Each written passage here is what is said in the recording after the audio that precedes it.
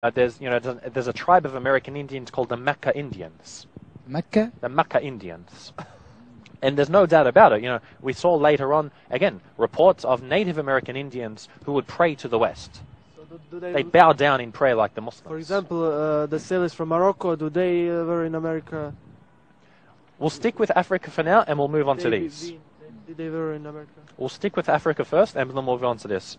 We know as well, that there's physical evidence that Muslims were in America before Columbus. And what is it? One of the physical evidences is you find writings on rocks. What they would do is they would actually write things into rocks with sharp objects. You'd find the name of Allah, for example. You'd find the name of Allah. Allah was Arabic. In Arabic. You'd find certain du'as. There's one dua, basically, I can't remember the exact one, something along the lines of A'udhu billahi minash shaitanir rajim, for example. Written on a rock. And, this can be, carbon dated to the time before Columbus. So we know there were Muslims. Whether they were the ones from West Africa or not, Allah knows best. Now what Sheikh Abdul Hakim Quick talked about is he proved how they could make it to the Americas. If you look at the currents going across the Atlantic, it shows how their boats could have easily made it to the Americas. The problem was talking about how they got back. Because, it suggested that they made it back. And I remember he was saying once, he was actually sitting down with some historians from one of the universities in Canada, and they said, we've got no problem agreeing that the Muslims made it. The West African Muslims made it to America. Got no problem with this. But maybe they not go back. Yes, they say, how do you prove that they got back? And he says, this is what I can't prove. You've got physical evidence there were Muslims there. Whether it was the West Africans or not, we don't know. We know in Al-Andalus, it was very famous, a story about a group of explorers who went from Andalus and they sailed to the west and they came to a new land. And they dealt with the people, they traded with them, and they made it back. This is a well-known story in Andalus. And going by the descriptions of what they're talking about, it had to be the Americas. Whether it be North or South America, Allah knows best. Some say they would have reached, for example, Brazil. Could have been, the Caribbean, could have been North America. But this story was well known. We have one more indicator, the maps from Colombo. He take the Arab maps. Why? Maybe we say that maybe he knew that they maybe have the America in that maps or some way to India. Yeah, without doubt. Now we see further than this. There was a book that was written by a historian's name, Gavin Menzies, and it's called 1421, the year the Chinese discovered America. The year that China discovered America. So this is going 70 years before Columbus. Now it was known that the Chinese had maps that clearly showed North America. Clearly showed. From around the time of Columbus, they had these maps. And as we know, we talked about him when we were looking at Islam in China. You had the Chinese Muslim general, Zheng He. Maybe he made it there and he give for them Islam. This is a possibility, but we know that Zheng He, if he came from China, he would have come to the west coast of America. But we know, along with this, if he made it to the west coast, we know there were also Muslims on the eastern coast. This is where Cuba is. So it could have been that Muslims made it to the east coast of America and the west coast of America. As said Zheng He had these maps. The Yuan dynasty, they had maps clearly showing America. There's no doubt about it. When you look at this, you're sure. Before Columbus. We're talking 70 years before Columbus. So you see that there are many evidences showing that the Muslims would have made it before. You've got physical evidence, and you find that this creates a lot of controversy. As we were looking when we were talking about the history of Islam in Australia, when you prove there were Muslims before the Europeans, you're redefining the history of your land.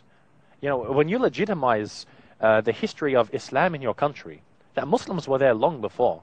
They found it before Columbus, the European, discovered it. This changes the way that you think about the country. You are losing losing the ability to ban some things, to ban azan, to ban some maybe the wearings of Islam like hijab. Exactly. And if you wanted to come to a Native American Indian in the USA and deprive him of his rights, he'll say, no, I'm a native of this land. You can't oppress me. And they're going to be a lot more careful with the Native American Indian because he was there before you. You've got to show him some respect. And we know there were Muslims before that. So it's going to change the psyche of the people. And you find that there were some books that were actually written showing the evidence that there were Muslims in the USA. And some of these books had to be protected in the libraries And these books written by Americans. by Americans. By Americans. There's a book, I think also Quest America. In this book, it was on display, I think it was in the Boston Library. It had to be protected by security guards because so many people would try to destroy this book, wanting to destroy the evidence of Muslims in America. And this is why, as we were saying in our introductory episode, history becomes a political tool. The moment you can prove there were Muslims in America before Columbus, it's going to change the way that people are going to think. So people want to cover this up. But alhamdulillah, now, especially in the age of the internet, technology, more than ever, you can't hide these things anymore. The people, they know about this. It's accepted. Columbus was not the first person to make it to the Americas. I guess that would just change, Americans saying it was found on Christian values, when they talk about Abraham Lincoln and basically all those things, if Muslims did actually go there first, that would be just a total change. It's going to change everything. And we are actually going to talk about this later on, inshallah, about the forefathers of the USA and their religious views and the role that Islam actually played in this. Now, after this, the possible involvement of West Africans or Andalusi Muslims or Chinese Muslims in the Americas, we're going to fast forward to the slave trade. Now, as many of us will know, I think anyone who knows a little bit about the history of America, you've heard about slavery.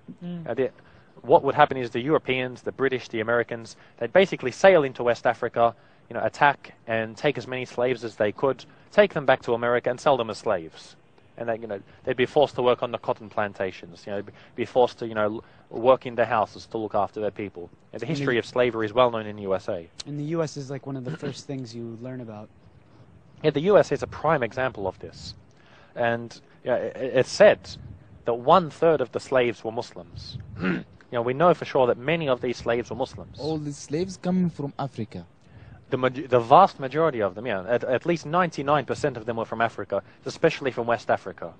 So we know around West Africa you had the Mandinga Empire. You had, many, many Muslim empires at this time. Mali, you have I think Borno, something like this. In Ghana, you have this, and some of these Muslims was as scholars. Yes, So, and yes. this is what we're going to see in a moment. It's actually pretty interesting about.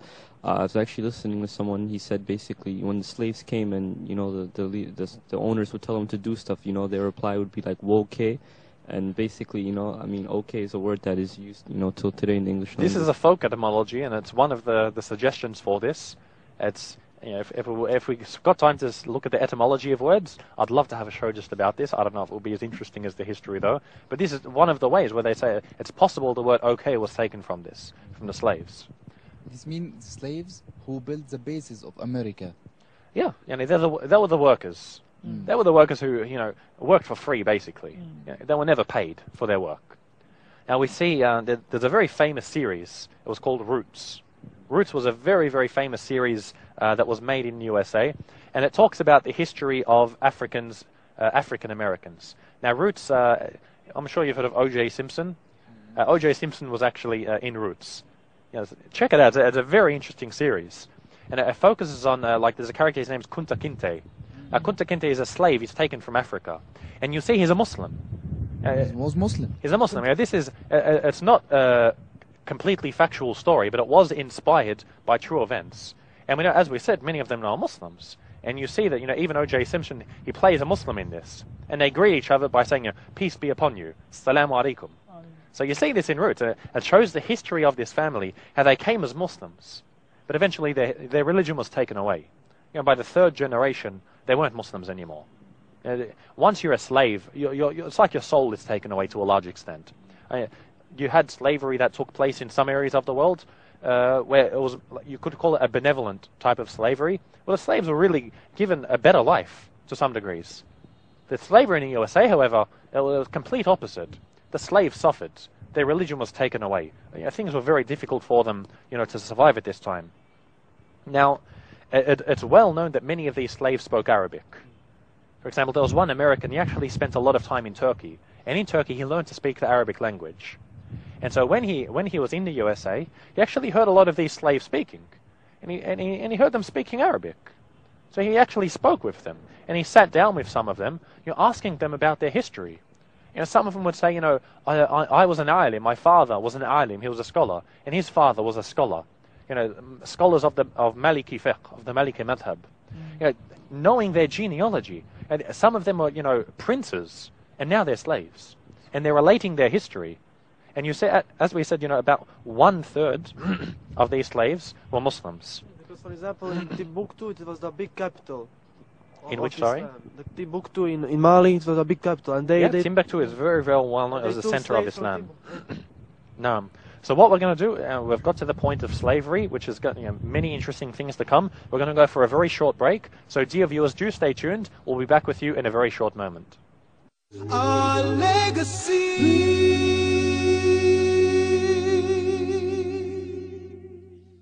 Our legacy.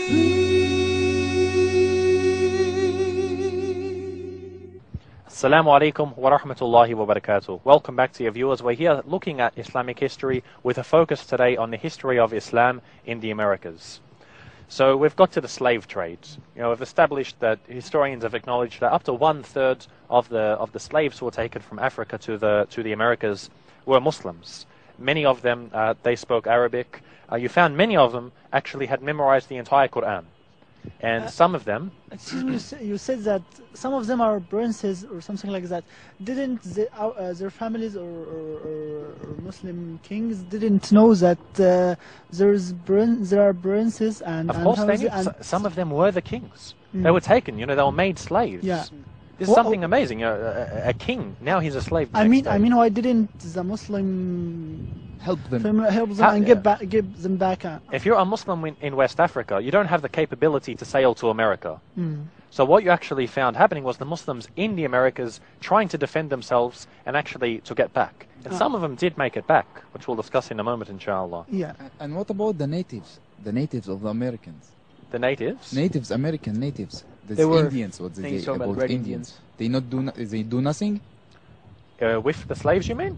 Not slaves. The you know, the British come. Not British. The Columbus. and- Columbus come and they bring the slaves. Mm. And what about the natives? The What they Native do with them? Americans, unfortunately for the most part, they were, like we saw the Aborigines in Australia, they were very oppressed. And there was a big slaughter that was made. A lot of them were killed, you know, their rights were taken away. And you actually find cases where they actually gave them blankets. They would come to them and say, have these blankets to keep you warm. And they'd actually have smallpox on these blankets. So they'd infect these blankets with smallpox, a disease. Then they'd give them these blankets, and it caused, you know, thousands of them to die. Also, another way that a lot of them got wiped out. I remember you were talking about in the episode about Australia, about the Aborigines. You know how alcohol, they were affected by alcohol. Basically, a lot of the, you know, Europeans brought alcohol in trade for like furs from the natives, so alcohol was a big problem for them too in Yeah. America. Especially when you haven't been accustomed to this, and you're using this addictive drug, it can really ruin your life. So unfortunately, the Native Americans, you know, things were not good for them after Columbus, unfortunately. So now we see, as we were saying, you had many of the African American slaves were very educated. One of them, he actually wrote the whole Quran. Once he became freed, towards the end of his life, he wrote the whole Quran by memory, with only a few mistakes. You can actually see it today. He wrote the whole Quran from memory. Really, where can you see this? It's available in some museums in the USA. You had some who actually wrote books of fiqh. Is in the USA writing books USA, of From fiqh. memory. he- From memory.